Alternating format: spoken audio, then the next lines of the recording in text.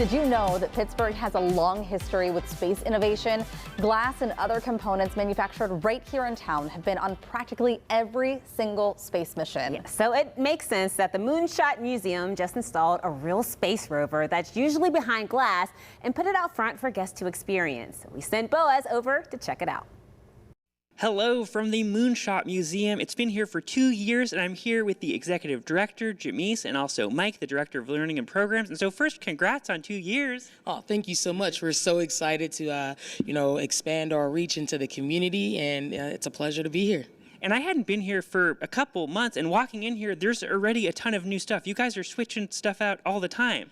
Yeah, thanks to our partnership with Astrobotic, we have the ability to be at the forefront of what's going on in the space industry. And so actually in our clean room, well, Astrobotic's clean room that we have visibility in, you'll see Griffin being prepared today. And we actually have a secret that we're going to show you around the corner a little bit later on. Oh my gosh, well, let's walk over here, because this is one of the most unique things. I've never seen this in another museum. Like, we are literally watching, I don't know what this gentleman's profession is, but some sort of researcher or scientist who is like assembling some sort of lunar device right in front of us. Yeah, that is an actual aerospace engineer working on the next lunar lander that is scheduled to go to the moon, hopefully no earlier than the fall of 2025. That is Griffin. Wow. And so what kind of things will this module be able to do?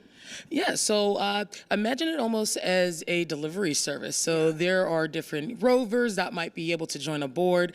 Some messages to the moon that our guests write from the museum will also be aboard. Whoa. And those things can deploy and conduct scientific research. And so, Mike, when you have kids coming in here, what sort of response are you getting from kids and even teachers? Yeah, I think kids and teachers are really excited, and so many times I hear, I didn't know this was happening here in Pittsburgh. Yeah. And for me as an educator, I think what's an amazing message to share is that you can find your place in space, you could find a career in space, and you can do that right here in Western Pennsylvania. Well, we've got to go over there, because this thing, you were teasing it before, I've never seen anything like this before. It sort of looks like something I built like with an erector set as a kid, but looks a lot more expensive maybe. It definitely is a lot more expensive. I don't think Target is selling any of these anytime soon. But this is an actual, this is a rover. It is called Volt, and Volt will have a vertical solar array that will unravel, and it will be able to capture the sun's energy and provide that power to astronauts and other scientific resources and tools, no matter where it's at on the lunar surface. We know it's kind of hard for power and energy to reach certain parts, and so thanks to Volt, we will be able to address that issue.